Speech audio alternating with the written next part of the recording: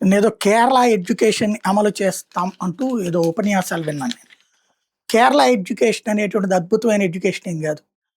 అక్కడ కేరళలో ప్రాథమిక చదువు స్కూళ్ళలో చదువుతారు. ఇక్కడ కూడా ప్రాథమిక స్కూళ్ళు గవర్నమెంట్ స్కూళ్ళలో చదువుతారు. ప్రైవేట్ స్కూళ్ళలో కూడా చదువుతారు.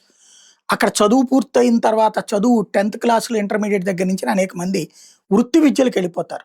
లైక్ నర్సింగ్ కోర్సుల దగ్గర నుంచి ఇతర ఫిజికల్ ట్రైనింగ్‌ల దాకా. అక్కడ కూడా కాదది. ఇతర రాష్ట్రాలకెళ్ళిపోతారు.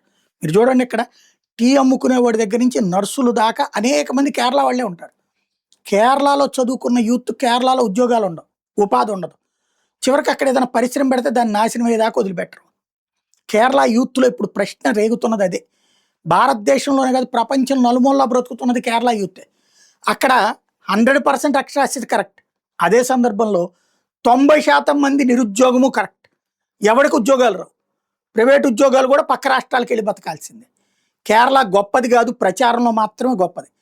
అక్కడ అద్భుతంగా ఏముండదు. సుందరమైన రోడ్లుంటాయా అంటే ఏముండవు.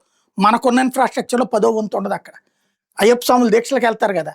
ఎంత అందంగా ఉంటాయో కనుక్కోండి ఒకసారి. అట్లాగే ఎంత మౌలిక సదుపాయాలు బాగున్నాయో చూసుకోండి ఒకసారి. అక్కడ కేవలం పేరు గొప్ప, ఊరు దిబ్బ. ఎక్కువ ఊహించుకోవద్దు.